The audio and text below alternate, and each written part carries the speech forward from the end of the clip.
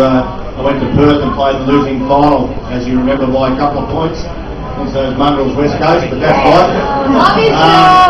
While I'm here, I just want to thank everybody involved in the night, because you just don't know how much you've been behind the scenes. I don't know about the administration now, as in how they accept you and what they do behind you, how much help they give you. But when I was coach, when I was a player, to go in a state where we had a pretty good record in state, I still think these young kids have got it today, that when we went into state, we look forward to catching up with people after a game, having a beer and hopefully celebrating a win. So to everybody here, thanks for sticking around. I know a few people from Melbourne are probably up with you too. I'm not able to making the trip, but I expect nothing more. Well, nothing less than what Collingwood. You have to make the trip if you can, because you stick to the black and white, as they always said in the song. So, look, an interesting time that we're going through, and I think Eddie set up there our games about premierships, and I was lucky enough to be involved when 1977, I can go back for a second, I went down to Collingwood under 19s and they said I was too fat, too slow, couldn't kick. And they were bloody well right. One thing they didn't understand though was that I think the Collingwood Football Club, and the spirit of the Collingwood Football Club, I was one of 6 kids, and every one of us barracked for Collingwood, born up in a housing commission place with 6 kids. My mother still lives there 55 years later. I lost my father last year. Wouldn't believe it, my dad barracked for the Kangaroos. And you wouldn't believe it, my mum barracked for the Hawks. And then they had 6 kids who barracked for Collingwood. And the biggest story I can tell you about my mum is when Lee Matthews came to Collingwood, after 2 years we had a night down the club where it was like a parent night. I took my mum down. She bowled straight up to Lee Matthews and said, "You're a bloody traitor for leaving Auckland." Thank Christ he did leave, for God's sake. But look, it was a great time. It is about winning premierships. Our club, and I think Mick's done a fairly good job in the 10 years. We've made 2 premierships.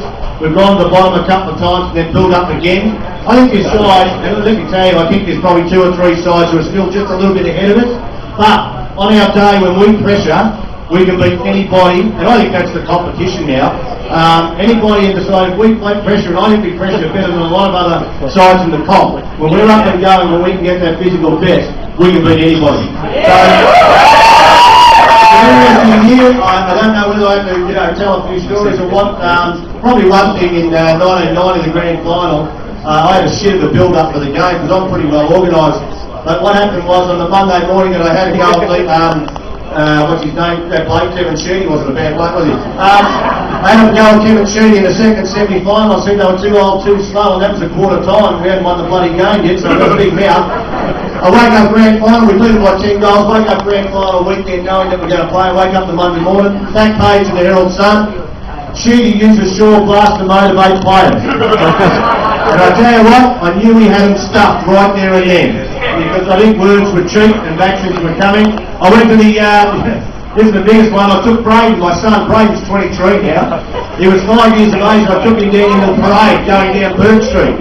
Now it's at Swanson Street, when they go down Burke Street, what you do, you stop at Myers in Melbourne, get up in the dais, I was the captain, I was going to hold the cup up until he wants and they interview you. Well, halfway down, I'm taking it all in, because I'd been there in 2 losing bloody grand finals in 1881, so I knew what it was about, just soaking in. I looked down, and here's my son Braden bawling his eyes out. I thought, the atmosphere must have got to him, and I said, "What's wrong, what's going on?" And he said, "Dad, I've just dropped my Ninja Turtle." This is a dead set true story. I think it's on the road to glory, the road to victory, you can see.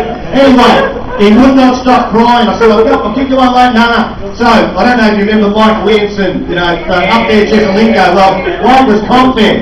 I ran up to Mike about 5 minutes before we had to go up, hold the cup. I said, "Nick, give me a couple of minutes, I've got to go into Myers." He said, "All right, hurry up." I ran in, got this bloody Ninja Turtle off the shelf, bought it, went up to my son Braden was now sitting at the stage, and this is on video. I went up, gave him the Ninja Turtle, I thought, "That's it, I'll fix him up." He was bawling his eyes out. He just squealed like a pig. I said, "What's wrong?" And he goes, "You got me Donatello, not Michelangelo." And that gave me the shit. So I woke up Saturday morning, the biggest day of my life. I used to watch video hits, have a cup of tea, a couple of pieces of toast and a ham sandwich at 10:30, a cup of coffee and then go to the game. My wife hasn't been to the footy with me for at least 10 years, mainly because she said something dumb to me the last time she went. As I wake up and down, I'm 10 minutes ago going, I got dressed, I look up, here's my wife dressed in all her fines. I said, "What's going on?" She goes, "I'm going to football with you." I said, bullshit, you're not starting up my book, are you? She goes, no, what's going to happen? I'll drive you in.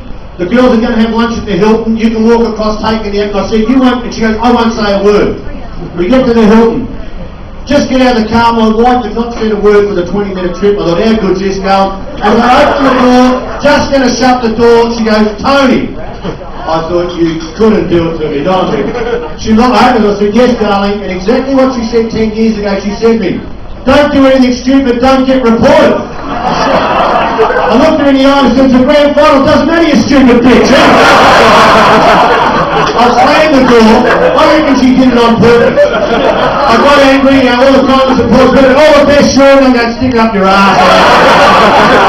And Sam, I hope it wasn't one of you, because Collingwood support didn't matter, I was going to stick it, I was angry. And I got in the rooms, and I went out to the ground, and I looked up, Lee Matthews was brilliant. This is a true story. Lee Matthews, brilliant. We were in the same race as Essendon, the opposite race, but in the Northern Stand together. I looked in their rooms, red and black streamers, red and black balloons. I went back into our rooms, and you know what? We were in the Richmond rooms, not one streamer, not one balloon, and as a matter of fact, on the wall was the old Richmond insignia of the Tiger, eaten alive. So, Lee had made it like a normal game, and when I say a normal game, it isn't a normal game because the consequence of what's on the end of it's pretty important, but you have to go hard.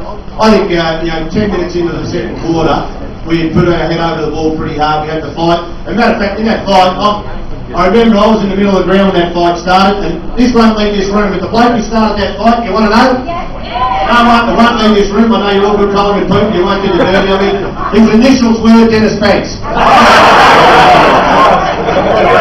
And you're very surprised about that, I can say.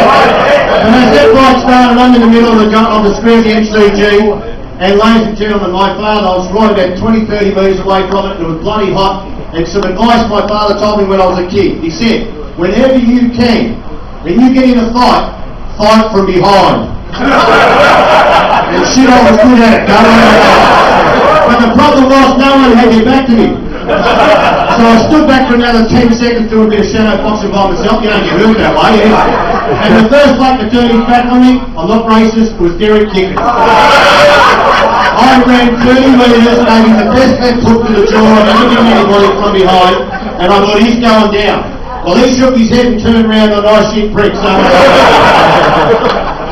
it's amazing how much punching power you lose in your punches when you're running backwards. You know? And look, it did get us going. It was the difference between that game was we put our head over the ball and they gave 3 kicks away, 7 goals to 2. And people at the end of the game, they said to me, I went down on my knees and my haunches and that, and they said, you must have cried. I wasn't crying.